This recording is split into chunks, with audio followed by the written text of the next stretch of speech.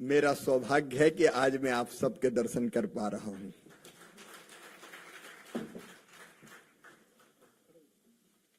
हमारी प्रेरणा बचपन से जिनके सत्संग का सौभाग्य मिला है, आदरणीय श्रीमान राम बहादुर राय जी,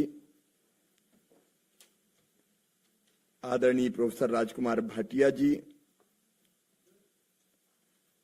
आदरणीय राजेंद्र अग्रवाल जी, प्रोफेसर जसीम जी,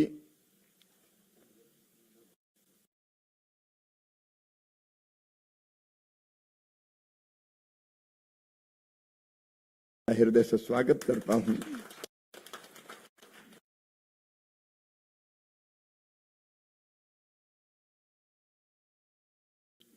बहनों और भाइयों और भांजे और भांजियों,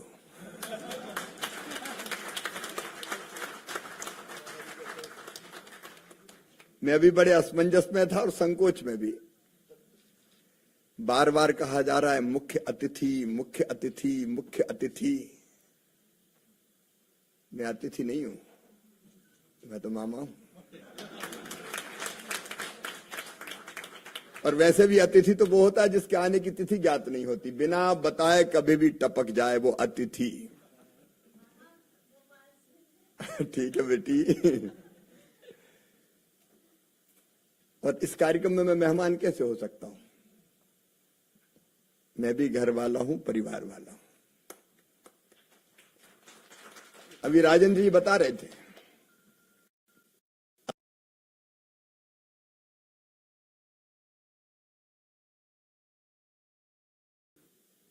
विकसित देशों में सभ्यता के सूर्य का उदय नहीं हुआ था, तब हमारे यहां वेदों की ऋचाएं रच दी गई थी। हजारों साल पहले हम लोकतंत्र की जननी हैं। दुनिया में सबसे पहले गणराज्य, लोकतंत्र अगर कहीं था तो वो भारत में था। एकम सद विप्रा बहुधा वदन्ति, अभी कह रहे थे। कितनी वैचारिक स्वतंत्रता अपने देश में। तेरा रास्ता भी सही और तेरा भी सही, जो पसंद हो उस रास्ते जाओ, अंततः पहुंचोगे वहीं। अद्भुत है अपना देश सचमुच में। मैं जो युवा है उनसे कहना चाहता हूं, ऐसी वैचारिक स्वतंत्रता कहीं रही है क्या? हमारे देश में कई लोग साकार को मानते हैं, भगवान को मूर्ति में है। राम हो, कृष्ण हो, शिव हो, तो बोले ठीक है साकार को मानो। कुछ लोगों ने कहा कि नहीं नहीं, भगवान मूर्ति में कैसे आ सकता है, वो तो सृष्टि के कण कण में विराजमान है, हम इस थ्योरी को नहीं मानते, निराकार है। बोले तुम भी सही है, तुम निराकार को मानो, किसी को सूली पर नहीं चढ़ाया। लेकिन कई ऐसे भी हमारे यहां हुए हैं विचारक, जिनका ये तो होता ही नहीं है। एक महर्षि हुए, एक चारवाक जी, जिनने कहा यावत जीवेत सुखम जीवेत ऋणम कृत्वा घृतम पीवेत भस्मीभूतस्य देहस्य पुनर्जन्म कुतो। उन्होंने कहा जब तक जियो सुख से जियो, उधार लेके भी घी पियो। ये शरीर तो माटी में मिलने वाला, पुनर्जन्म कुछ नहीं होता। तो उनको भी उपमा दी कि ये तो नया विचार दिया, ये भी महर्षि है। विचारों की ऐसी स्वतंत्रता इस धरती पर आज नहीं, हजारों साल से रही है। और भाव आप देखिए, संयुक्त राष्ट्र संघ बना द्वितीय विश्व युद्ध के बाद, लेकिन अपने देश ने हजारों साल पहले कहा अयम निजा परा वेत्ति गणना लघु चेत साम उदार चरिता नाम तो वसुदैव कुटुंबकम। सारी दुनिया एक परिवार, जियो और जीने दो, आत्मवत सर्वभूतेषु सर्वे भवन्तु सुखिना सर्वे सन्तु निरामया। कहां ऐसी कल्पनाएं हैं? लेकिन इसी धरती पर आज जो लोग दुहाई दे रहे हैं ना संविधान की, वो जिस परंपरा से आते हैं उस परंपरा ने क्या किया? इनको तो संविधान छूने का भी हक नहीं है जो संविधान की बात कर रहे हैं।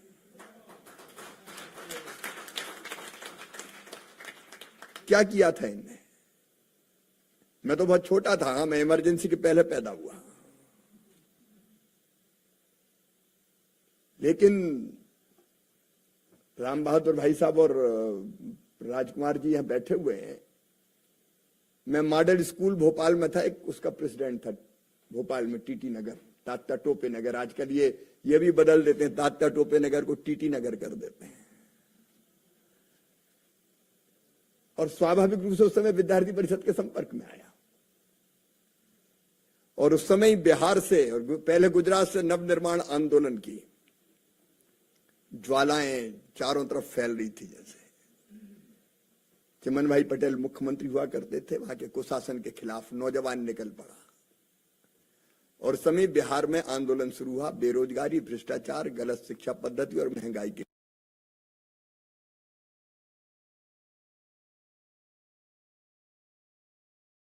नायक जयप्रकाश नारायण जी ने पढ़ता था,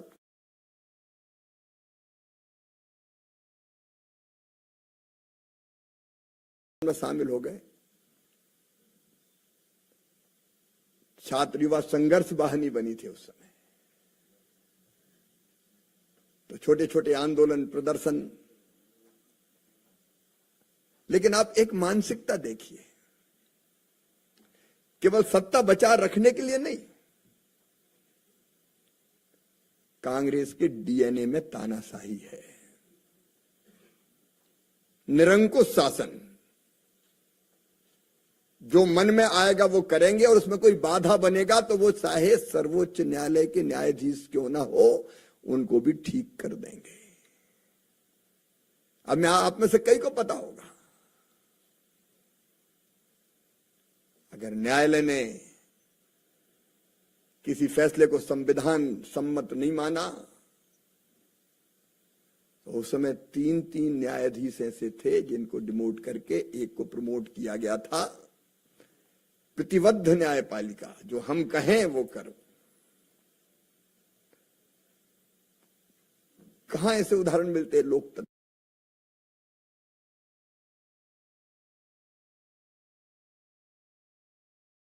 शासन का दुरुपयोग करके जीती थी, लेकिन कुर्सी नहीं छोड़ेंगे। एक तरफ जेपी के नेतृत्व में आंदोलन चल रहा था, सिंहासन खाली करो कि जनता आती है। लेकिन तय किया किसी कीमत पर नहीं छोड़ना है। और इसलिए आपातकाल लगा, संविधान की धज्जियां उड़ा दी गई, मौलिक अधिकार समाप्त कर दिए गए। प्रावधान वैसे कि एक एक संविधान के संशोधन पर मैं चर्चा नहीं करूंगा, वो आज का इतना विषय भी नहीं है। सारे मौलिक अधिकार खत्म, मीसा को खतरनाक बना दिया गया। राजन जी तो मीसा और डीआईआर दोनों में रहे। आप कल्पना करते हैं, कई को पता नहीं क्या हुआ। मेरी परीक्षा थी, मैं 11वीं की परीक्षा दे रहा, उस समय 10+2 नहीं हुआ करता था मध्य प्रदेश में। 11वीं और 11वीं पास करके फिर कॉलेज में जाते थे। 11वीं की परीक्षा देनी थी, तो मैं तो गांव का रहने वाला, भोपाल में कमरा किराए पे लेके पढ़ते थे। आंदोलन से स्वाभाविक रूप से छात्र होने के कारण जुड़ा था। मेरी परीक्षा थी, मुझे अच्छी तरह याद है, 10 अप्रैल से 76 की बात कर रहा हूं मैं। 8 तारीख को मैं रात को 11 बजे पढ़ रहा था, दरवाजा कमरे का खटखटाया।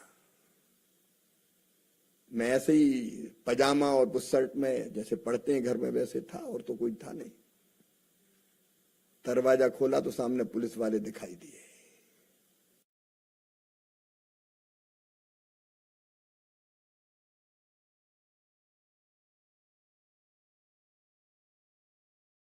तो बोले तू इंदिरा गांधी के खिलाफ आंदोलन चलाएगा। हमें और पहले और भी दुबला पतला था। तो मेरी परीक्षा थी, तो मैंने एक बार तो ये कहा कि नहीं आंदोलन कहां। दूसरा बोला कि ये क्या दुबला पतला आंदोलन चलाएगा, कोई दूसरा शिवराज सिंह चौहान होगा। तो एक घाघ से हेड कांस्टेबल थे, उनका नहीं तलाशी तो ले लो। अब तलाशी ली तो मटेरियल निकल गया आपातकाल। मैं उसके बाद आपको बता रहा हूं, 4 थपाड़े तो हमारे, और जैसी गालियां दी मैं बयान नहीं कर सकता आपको। पकड़ के ले गया भोपाल के हबीबगंज थाने में, हमने नाम बदल के कर दिया रानी कमलापति उसका, स्टेशन का भी। और वहां बता ये कहां से आए तेरे पास, साइकिल स्टाइल पर्चे बाकी चीजें।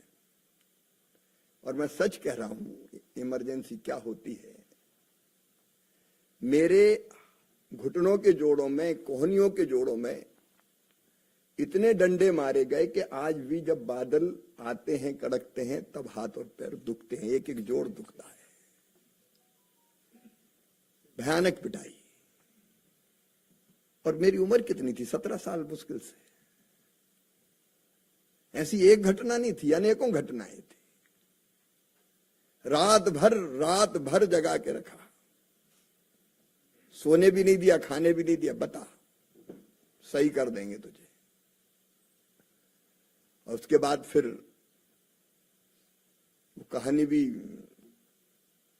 2 मिनट में बता ही देता हूं। बोले इसको रिमांड पे ले चलो। तो दूसरे दिन छुट्टी थी, तो एक पटेल साहब थे न्यायाधीश, उनके घर ले गए।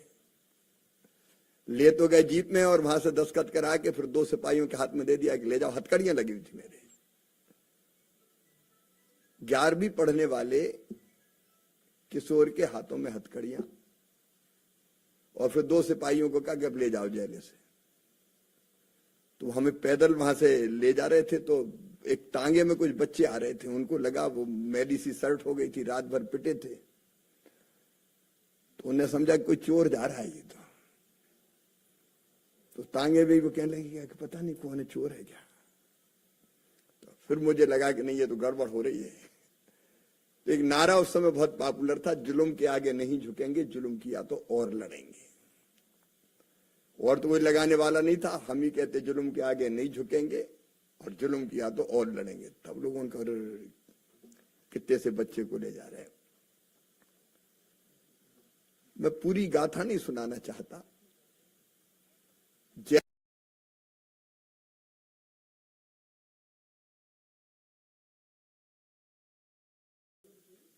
बैरिक में हम लोग रहते थे, बीमार हुए,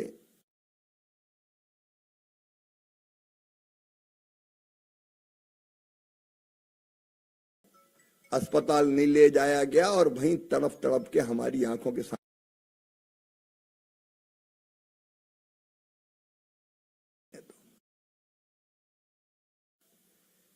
और हालत ये थी, केवल जेल के अंदर नहीं, पूरा देश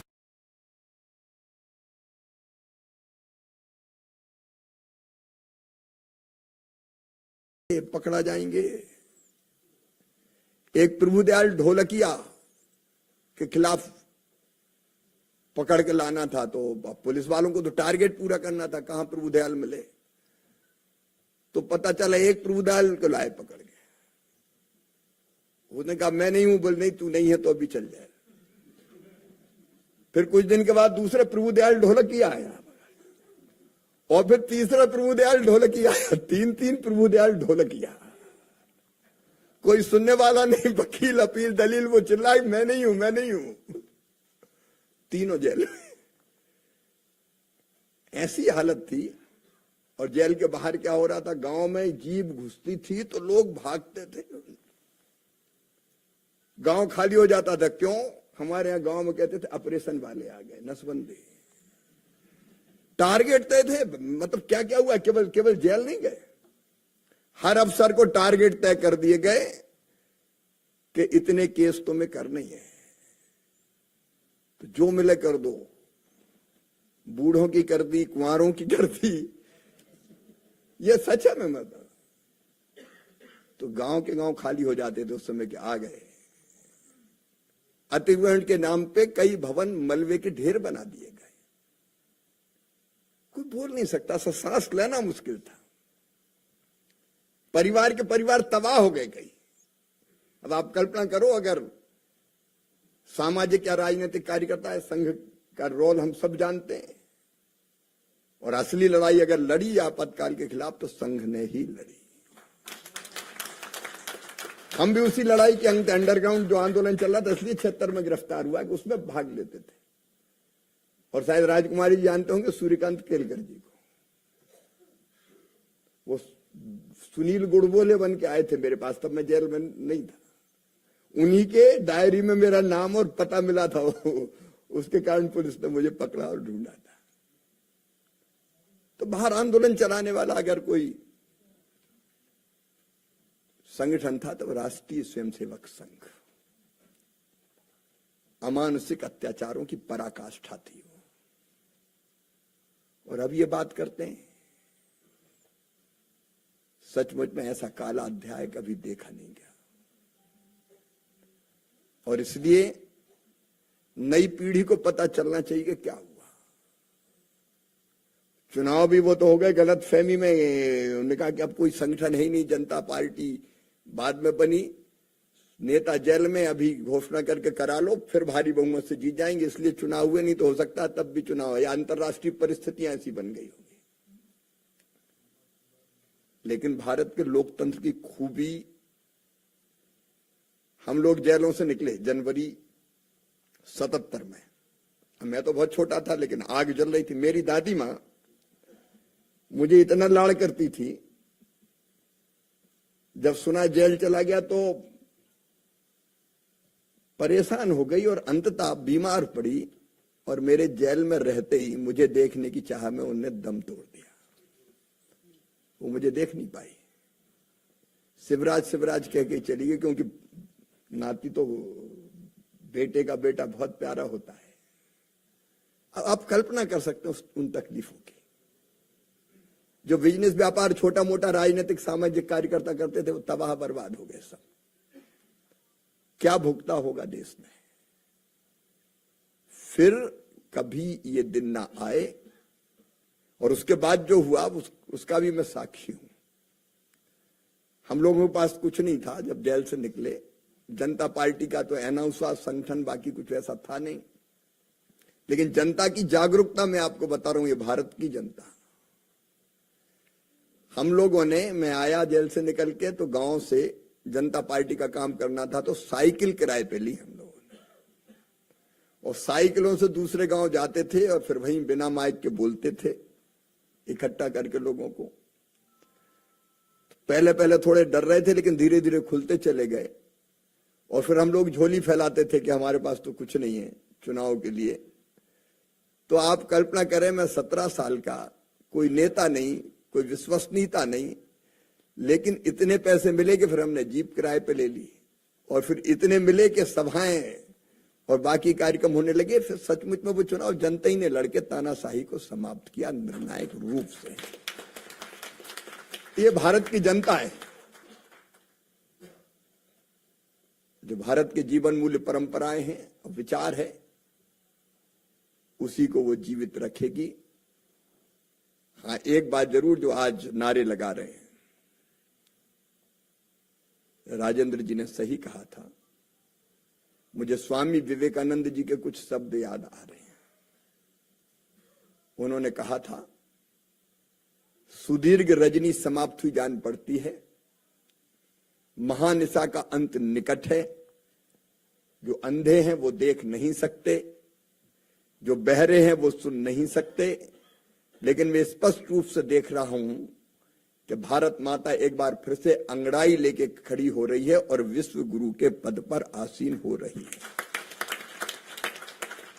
ये एक नरेन ने कहा था, नरेन स्वामी विवेकानंद ने, लेकिन आज दूसरे नरेंद्र के नेतृत्व में 100 साल बाद ये हम होते हुए देख रहे हैं। हम सब जानते हैं आखिर इतना बैर क्यों मोदी जी से। क्योंकि वो अपनी संपूर्ण सामर्थ्य, क्षमता और समर्पण से एक वैभवशाली, गौरवशाली, संपन्न, समृद्ध, शक्तिशाली और एक विकसित भारत का निर्माण कर रहे हैं। आज वो उपलब्धियां गिनाने की जरूरत नहीं है, लेकिन भारत के बढ़ते हुए सम्मान को हम सब ने अपनी आंखों से देखा है। और मेरे प्रिय मित्रों, ये मेरा विश्वास है और आज मैं ये यहां से कहने का साहस कर रहा हूं, विरोधी कितनी भी कोशिश कर ले, लोकतंत्र का आनंद है चुनाव। और चुनाव के परिणाम को कोई फिक्स है क्या सीटें कितनी जीतोगे? लोकतंत्र में कोई सीट हारते हैं, कोई जीतते हैं, उसमें क्या दिक्कत है? लेकिन तीसरी बार लगातार, ये व्याख्या भी गलत हो रही है, तीसरी बार लगातार संपूर्ण शानदार बहुमत की सरकार बनाने का उदाहरण 62 के बाद अगर किसी ने स्थापित किया है तो श्री नरेंद्र मोदी जी के नेतृत्व में स्थापित किया। यह बड़ी विजय है। परसेप्शन गलत बनाया जा रहा है। जिनकी 99 आई, अब वो चकते घूम रहे हैं और 240 वालों से कह रहे हैं कि तुम तो हार गए। अब ये अजीब बात है, मुझे समझ में नहीं आती। सैकड़ा पार नहीं किया और कह रहे हम जीत गए, तो ऐसे जीतना तो कई सालों तक जीतते रहो ऐसे ही। तो आप उस दल की हालत का अंदाज लगा सकते हैं जो 99 सीटों में ही प्रसन्न होकर महाविजय प्राप्त हो गई। धन्य महाराज, रहो प्रसन्न से। एनडीए को पूर्ण बहुमत है जी, और इसलिए परसेप्शन को भी बदलने की जरूरत है। अगर लोकप्रिय बहुमत मिला है तो एनडीए